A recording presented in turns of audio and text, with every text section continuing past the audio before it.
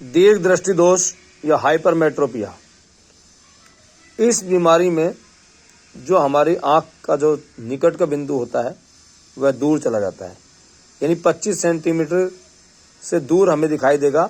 25 centimetre को वस्तु रखेंगे तो उसमें देखने में दिक्कत आती है। हर व्यक्ति की आँख की क्षमता अलग अलग होती है, जिसके अनुसार उसको दिखाई देगा। यानी कि हमारा निकट का जो बिंदु है वो दूर चला जाता है। निकट के बिंदु के दूर जाने के कारण इसका नाम दूर दृष्टि दोष या दीर्घ दृष्टि दोष है। यानी हमें पास की वस्तु तो साफ दिखाई नहीं देगी और दूर की वस्तु साफ दिखाई देगी।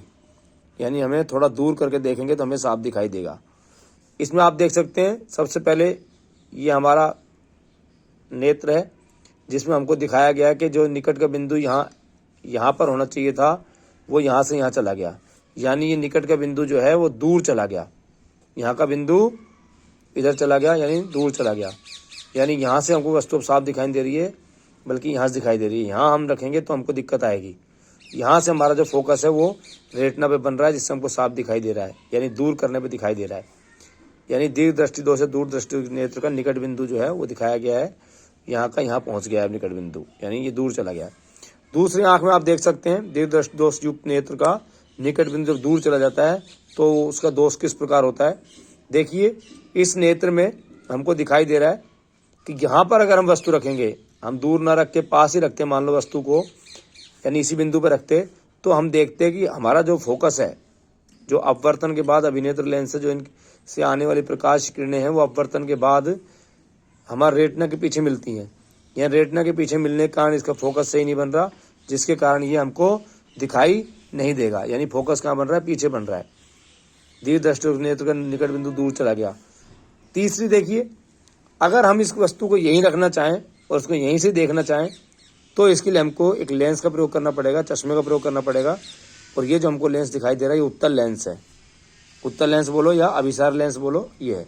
यानी कि ये क्या करेगा, ये जब हम निकट वस्तु रखेंगे तो उस निकट वस्तु का प्रतिबिंब जो है अपने अनुसार दूर उस बिंदु पर सेट करेगा, उस बिंदु से फोकसित करेगा जहाँ पर हमको दिखाई दे रहा है। यानी हम उपयुक्त क्षमता का जब हम लेंस यूज कर लेते हैं, अभिनेत्र लेंस यूज कर लेते हैं, तो यह है हमारे निकट के बिंदु को जो हमको जहाँ से दिखाई नहीं दे रहा है उसको दूर फोकसित करके उसका जो प्रतिबिंब है वस्तु का वो हमारा रेटिना बनाता है। ये देखिए अब रेटिना बन रहा है। यानी यहाँ अगर वस्तु रखेंगे तो इस लेंस का काम, अभिसार लेंस का काम है कि ये प्रतिबिंब को उस बिंदु से फोकसित करेगा जहाँ से हमको साफ दिखाई दे रहा है। उसके लिए हम उपयुक्त क्षमता का लेंस यूज करेंगे जो कि उत्तल या अभिसारी लेंस होगा। यहाँ देखिए हमारा सही हो रहा है। 3 प्रकार के चित्र हमको दिखाए गए हैं। या निकट जो लक्षण इसके क्या है, जो निकट का बिंदु है दूर चला जाता है, अर्थात 25 सेंटीमीटर दूर करने पर ही वस्तु साफ दिखाई देगी। 25 सेंटीमीटर पर रखने पर वस्तु साफ दिखाई नहीं देगी।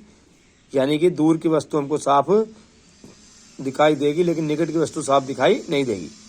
कारण क्या है, कारण इसके क्या है, देखिए अभिनेत्र लेंस की फोकस दूरी का बढ़ना।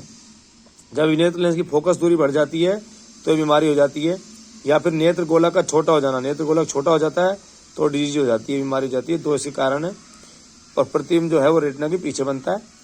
निवारण के लिए हमने बता दिया आपको, उपयुक्त क्षमता का अभिसार लेंस काम में लेते हैं या उत्तल लेंस काम में लेते हैं जो प्रतिबिंब को रेटिना पर फोकसित करता है।